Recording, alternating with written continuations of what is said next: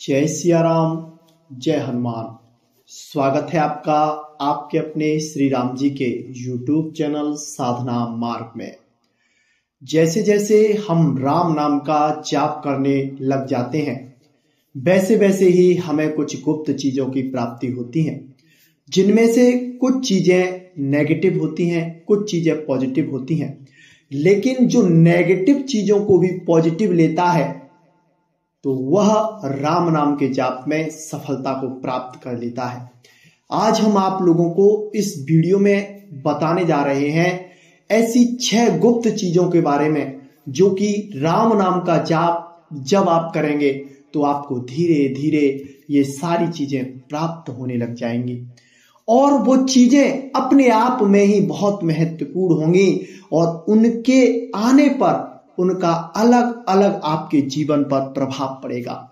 जिस तरह से जब समुद्र मंथन हुआ था, समुद्र मंथनों के समय समुद्र से 14 रत्न निकले थे और 14 रत्न क्रम से निकले थे। सबसे पहले जहर निकला था, फिर कामधेनु गाय निकली थी, फिर उच्च श्रवा नामक घोड़ा निकला था, फिर ऐरावत नामक हाथी, फिर कौस्तुभ मणि निकली, फिर कल्पवृक्ष, अप्सरा रंबा, देवी लक्ष्मी निकली, शराब निकली, चंद्रमा निकला और पारिजात निकला।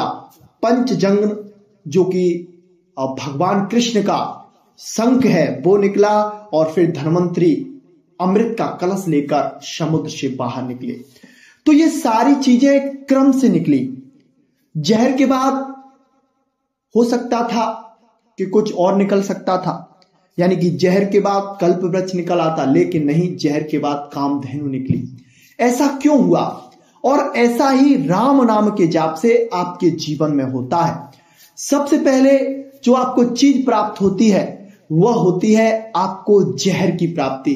और राम नाम की जाप की साधना में जब आपको जहर की प्राप्ति होती है तो वह जहर होता है संसार की आलोचनाओं का, संसार की निंदाओं का। ये क्या कर रहा है, कैसे कर रहा है, हर जगह आपकी आलोचनाएं होने लग जाती हैं। लोग आपके बारे में बुरा भला कहने लगते हैं, आपको हर तरह से डिगाया जाता है राम नाम के जाप को छोड़ने के लिए। लेकिन जो साधक डटा रहता है, भगवान पर दृढ़ विश्वास रखता है, तो फिर उसके जीवन में आगे का मार्ग प्रशस्त हो जाता है। और फिर उसके जीवन में दूसरे नंबर पे आती है कामधेनु गाय, जो कि कामधेनु गाय का मतलब इस जगह पर है कि आपके अंदर सत्संग की, ज्ञान की, राम नाम की शक्तियों की प्रतिभा जागृत हो जाती है। प्रतिभा जागृत होती है तो आपके अंदर विचार शक्तियां बढ़ती हैं, आप दूसरों को प्रोत्साहन करने लग जाते हैं, अपनी बातों को दूसरों के सामने रखने लग जाते हैं और जो भी आपकी बातों को सुनता है वह आपका मुरीद हो जाता है, यानी कि आपकी बातों को मानता है और अपने आचरण में लाता है। फिर जैसे जैसे आपकी प्रतिभा बढ़ती है और ज्यादा प्रतिभा प्रकाश को प्राप्त होती है, फिर आपके जीवन में उच्च श्रवा नामक घोड़ा, यानी कि जो कि समुद्र मंथन के समय तीसरे नंबर पर निकला था, तो उच्च श्रवा नामक घोड़े की भांति आपके कर्मों के करने की जो गति है वह रफ्तार को पकड़ लेती है। यानी कि जो आप कर्म करते हैं उसको गति मिलती है और वह कर्म आपको आपके लक्ष्य की तरफ ले जाते हैं। और बिना रुके आप जब मेहनत करने के आदी हो जाते हैं, अपने कर्मों को पूरा करने के आदी हो जाते हैं, चाहे उसमें आपको 10 घंटे लग रहे हैं, चाहे आपको उसके 15 घंटे लग रहे हैं, चाहे 20 घंटे लग रहे हैं, लेकिन आप अपने कर्मों को नियमित रूप से समय पर पूरा कर रहे हैं, तो ये आपके कर्मों को, आपके भाग्य को उच्च श्रवा नामक घोड़े की भांति रफ्तार मिल चुकी है। जो चौथे नंबर पर चीज आपको प्राप्त होती है वह होती है ऐरावत। ऐरावत हाथी का यहां पर मतलब क्या है? आपने देखा होगा जब हाथी गांव में आता है, गांव में निकलता है, अपनी मस्तानी चाल से हाथी चलता है, तो उसके पीछे कुत्ते भौंका करते हैं।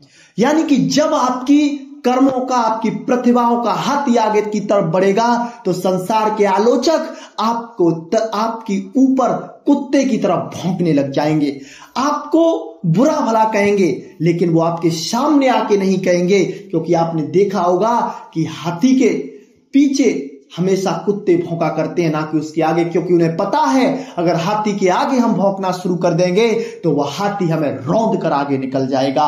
इसी तरह से ये जो कुत्ते होते हैं बस नगर तक ही आपके ऊपर भौंक सकते हैं, यानी कि उनकी जहां तक सीमा है उसी तक आपके ऊपर भौंक सकते हैं, और जैसे ही उनकी सीमा समाप्त होती है वैसे ही वह भौंकना बंद कर देते हैं, और जिस जगह पर वह कुत्ते पड़े हुए थे वहीं पर पड़े रह जाते हैं, और हाथी अपनी मस्तानी चाल से अपने लक्ष्य की तरफ बढ़ता जाता है।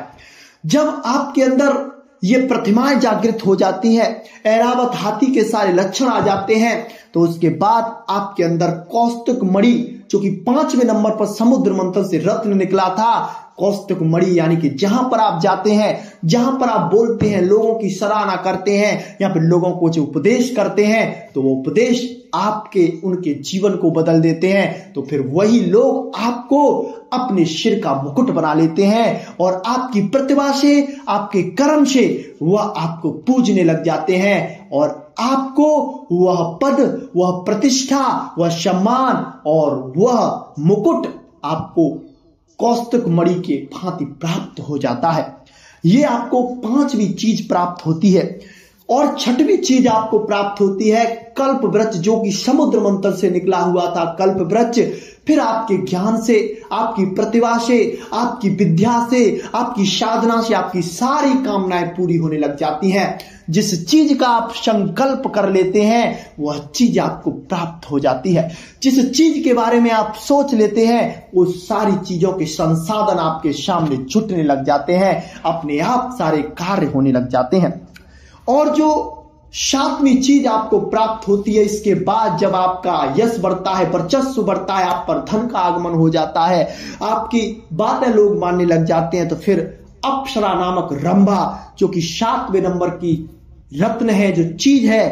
और यहां पर हम आपको बता दें, जो अप्सरा रंभा थी वह वासना का रूप है। फिर आपकी प्रतिभाएं बढ़ती है तो आपके अंदर वासनाएं भी बढ़ती हैं। जितना आपके पास है उससे ज्यादा प्राप्त करने के भाव आपके अंदर जागृत होते हैं, जो इन भावों को साध जाता है, जो इन भावों को संभाल जाता है और बिना डिगे, बिना रुके आगे बढ़ता जाता है, वो अपने लक्ष्य को प्राप्त कर जाता है।